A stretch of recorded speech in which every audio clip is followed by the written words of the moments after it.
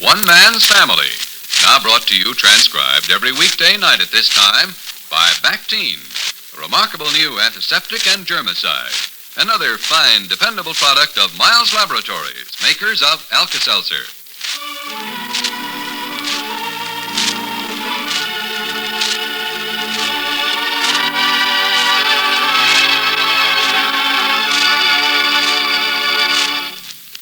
Overheard between Paul and Jack on the back terrace of the family home. As a matter of fact, Jack, I'm hoping that Christine might be able to get away for a while tonight and come over here. I knew there was something in the wind the way you were acting. You seem a little nervous. Well, to tell the truth, I am a little. Don't blame you. Wouldn't be so hot if Rex Frome found you and Christine together. So that's how it is with the barbers today. Here's something to remember, friends. Summertime discomforts, such as sunburn and heat rash, yield to the soothing, cooling benefits of Bactine. Yes, bathe the irritated area with Bactine. That's B-A-C-T-I-N-E. Bactine is the sensational new family antiseptic developed by Miles Laboratories.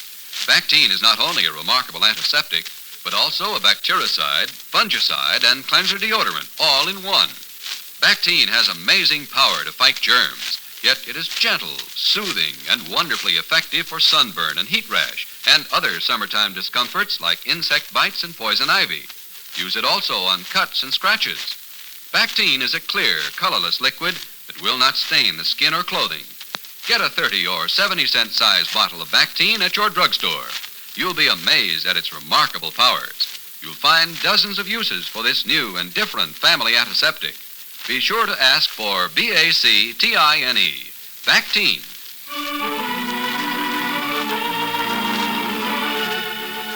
Chapter 12, Book 76. The Book of Rexford, Frome. There is a bomb in the air, and it's an unruffled night in San Francisco. On the back terrace of the family home in Seacliff, Paul Barber is walking back and forth. He stops and peers expectantly into the darkness toward the front of the house. All is quiet. He resumes his pacing, and then a voice calls cautiously. Who is that? Jack? Oh, that's you, Paul? Yeah. Gosh, I was wondering. Couldn't make out who it was in the dark. All I could see was somebody walking around. Make you nervous? A little. Kind of like to check before I lock up these nights. When I stepped out back, I saw someone moving over here across the hedge, and I thought I'd better take a look. Relieved when I heard your voice. Yeah? What are you doing out here all by yourself? Oh, it's such a balmy night, I thought I'd come outside for a while. Sure is swell, all right. Folks gone to bed? I imagine. That's where I'm going, too, before so very long. Hmm? Everything okay, Paul? I think so. Why? Nothing. I was wondering if anything had come up with Frome since Christine got here. Have you seen her yet? Not yet. Really a little ridiculous when you think she's right down the street here and you can't even talk to her after all these months she's been away. Matter of fact, I'm hoping she might be able to get away for a while tonight. She called me on the phone and said she might be able to arrange it. Well, that explains what you're doing out here, then. I knew there was something in the wind the way you were acting. Oh? I could see you pacing. Didn't look very relaxed. Well, tell the truth, I am a little nervous. Don't blame you. Wouldn't be so hot if Frome found the two of you together. Hard to tell what he might do. I wasn't thinking of that so much. It's the idea of seeing Christine again. So much has happened since she left. I feel like a schoolboy waiting for his first date. What time's she coming? I don't know. Depends on whether she can get away.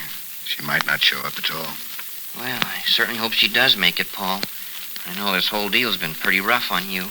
Oh, I've come to be very philosophical about things, Jack. Yeah, I know, but... Wait a second. Thought I heard somebody. I don't hear it now. Christine might have heard our voices and didn't want to come down. Maybe. I'll beat it. Just make it awkward if I'm around. So long. Oh, Jack. Yeah? Come here a second. Huh? Well, what do you want? Might be better to keep all this under your hat, huh? You know what I mean? Oh, sure. It wouldn't help things to have the whole family kicking it around. As far as I'm concerned, I ain't seen nothing, and I don't know nothing. Thanks. Just so we see what's what, at any rate. Okay. Night, Paul. Night. Good luck. Thanks.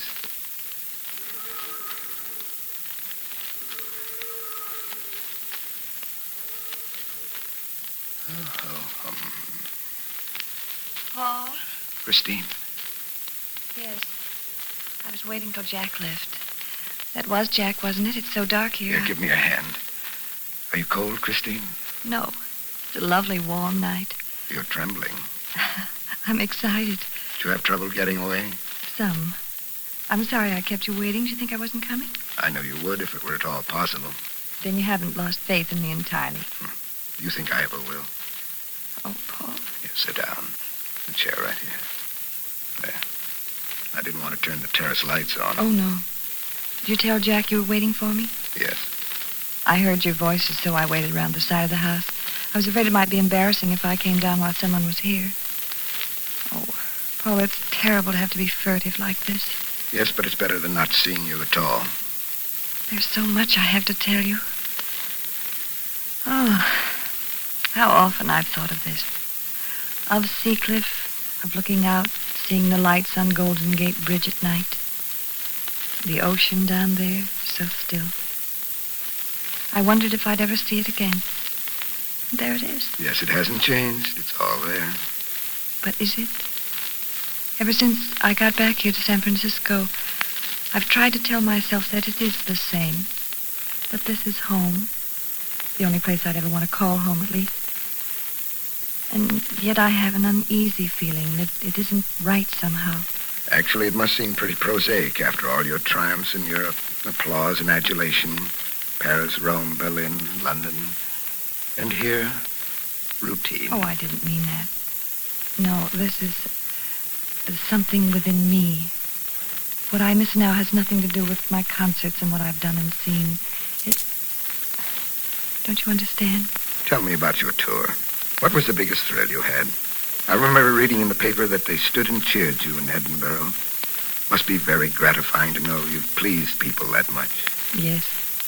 I cried that night. I don't wonder. Paul, do you think we can talk about each other now?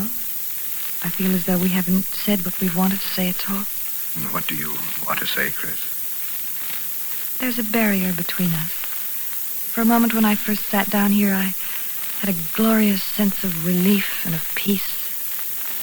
But it's gone. In the back of my mind, there's a gnawing anxiety, feeling of misgiving. Are you worrying about Rex? Oh, yes, that's part of it, of course. He doesn't know you're over here. Oh, no. How did you manage it? Well, I prevailed on him to take a sedative and get some rest. He was asleep when I left. Poor Rex, he's worn out. I was shocked when he met me at the plane to see how thin he is. Yes. Have you come to any conclusions about your future plans? Well, I must get Rex away from here. How I'll bring that about, I don't know. Will you go back to Europe? Perhaps. I had to cancel several engagements. What a shame. Just when you were on the crest. Oh, my career is secondary if I can just get Rex straightened out. I know it's hard for you to understand my concern for someone who caused us so much trouble, Paul. Who literally tore us apart and kept us from getting married. But you don't know him the way I do. You haven't seen the anguish and misery that pull at him inside. And it's such needless suffering. I realize all that. I feel dreadfully sorry for Rex. Oh, you've been wonderfully understanding, Paul, but I know you must have doubts about me. How could you help it? You must have said to yourself, Christine had to choose between her brother and me, and she chose Rex. Well, you couldn't help it. And I did, in a sense. But, Paul, when I left here with Rex, it wasn't a denial of the love I felt for you. In a way, it was proof of it. I did it because I felt you were in danger. I know that, Chris. You see, Rex has nothing if he thinks he's lost me. I've become more than a sister to him. I'm a mother, a father. I'm all he has. And he's been so wonderfully kind to me, I can't bring myself to forsake him. Even at the sacrifice of my own happiness. And I did sacrifice it when I didn't marry you, Paul. At first he seemed so happy that we were drawn toward one another. In fact, he couldn't wait to bring us together after he bought the house and sent for you to live with him. Oh, yes, he was thrilled and proud at the thought of his sister marrying into the Barber family. But Dad and the rest of them didn't welcome you as they should. Oh, it isn't all on Rex's head. It might have been entirely different if my family had been cordial toward you from the very start. Makes me a little bitter when I think no, you mustn't blame them. It wasn't their fault. I know now that Rex would have done just what he did no matter what your family did. When our marriage drew near, he couldn't face the fact that he'd lose me. He'll never be able to face it, I'm afraid. I've tried to reconcile myself to that. Oh, Paul. At least I've had the diversion of travel and a career. I've been able to escape to a degree. But I wish I could see your face more clearly. Why? So I could tell what you're thinking. Have you changed? I can see you clearly enough to know that you're still very beautiful, Christine. Thank you. Must we always be stealing a moment like this? You'll probably be here such a short time. Paul, what's that? Huh? I saw someone flashing a light over there by the garage. Do you suppose Rex... No, it's all right, Chris. That isn't Rex. That's Arnie Gans, Dad's night watchman. Oh. He's around most of the night, trying to make himself valuable. I think he'd run if anybody said boo to him. Oh, your poor father. He hired him to guard your place because of Rex, didn't he? Please, tell him how sorry I am about everything. I wish you would come and see him. But your time is so rationed, I don't think I want to share it with anyone. Whenever you can get away, I think I'll demand it all to myself. Well, I don't know when I'll be able to see you again, Paul. And I'm afraid I have to go. Rex might wake up and miss me. Oh, Paul. Christine. Please, I must go. I'll walk home with you. Oh, no. No, you mustn't come near the place. Promise you won't.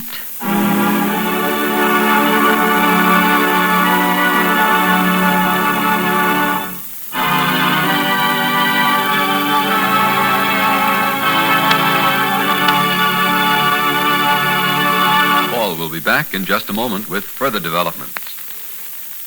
Are you taking your vacation soon? Well, here's a tip. Be sure to take along a bottle of Bactine, the remarkable new family antiseptic.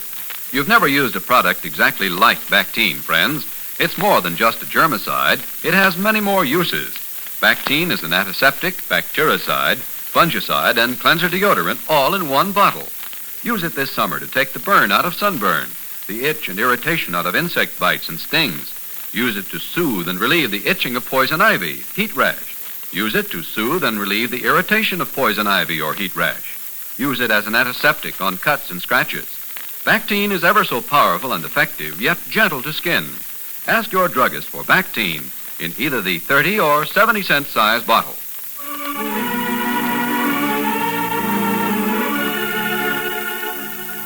All right, Paul. As I watched Christine walk away into the darkness tonight, toward that bleak, sinister house of her brother's, I felt a great compassion for her. Brave and selfless devotion to a person who is determined to close the door on whatever hope she might have for happiness. That's how it is with the Barbers today. Good night.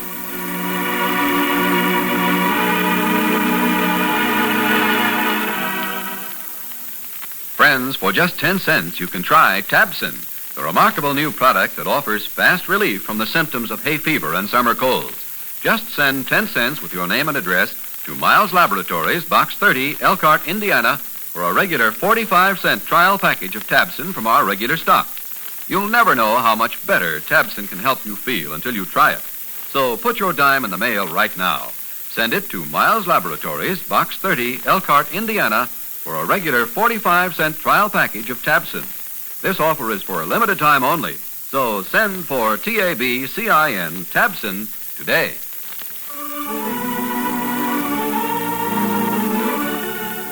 One Man's Family is brought to you, transcribed, every weekday night at this time by Miles Laboratories, makers of Bactine. Tomorrow, Chapter 13, Book 76.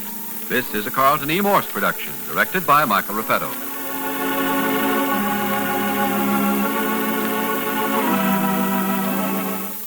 One Man's Family comes to you from California. Stay tuned for Morgan Beatty and the latest news from the Korean war fronts. This is NBC, the National Broadcasting Company.